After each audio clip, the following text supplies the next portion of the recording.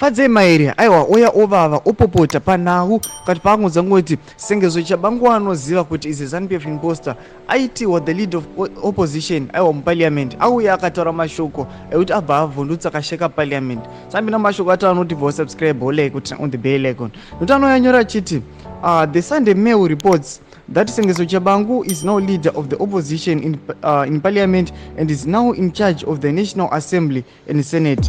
This fraud on the will of the people lies at the heart of my decision to resign from the force that is Zimbabwe's parliament as currently configured.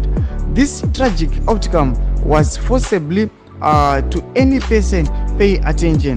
The reality is that he is a ZANU-PF puppet and his formation is a ZANU-PF construct created to do its bidding.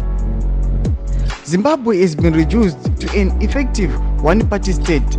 He was never the leader of the CCC, nor did he hold any office that would make him remotely capable of making decisions for members. No values, no honor, no mandate from the membership or the people. Domashika ntoka panapa na Fadzemera chiti aiwa Sengezo Chabangu anana munhu akamuvhotera. Sengezo Chabangu anana chigaro chaiva nacho mubato CCC. Asi ingori puppet yeZANU-PF yakangotumiwa ndobva atongoya ndobva atongopuwa chigaro chotatwa mukuru wesenate atwa mukuru weopposition parliament achiti aiwa apa vazonyatsa kuprova kuti vakuda kunyatsa kuita one party state, vakuda kunyatsa kubvisa opposition yese noda kwokuti Sengezo Chabangu anatongwa mukuru opposition akutora kuti CCC yatongwa ZANU-PF. Muri Zimbabwe azvipere mushe zvinotodzai mafungiro enyu munoti kudii pamusoro paChabangu uyu aiwa ndiye munhu akakwanisa kuvhara aspirations emunhu wese munyika yeZimbabwe kuti afulfiliwe. Pinai mucomment section medu tudze mafungiro enyu, musana no subscribe kulike chanotina on the bell icon.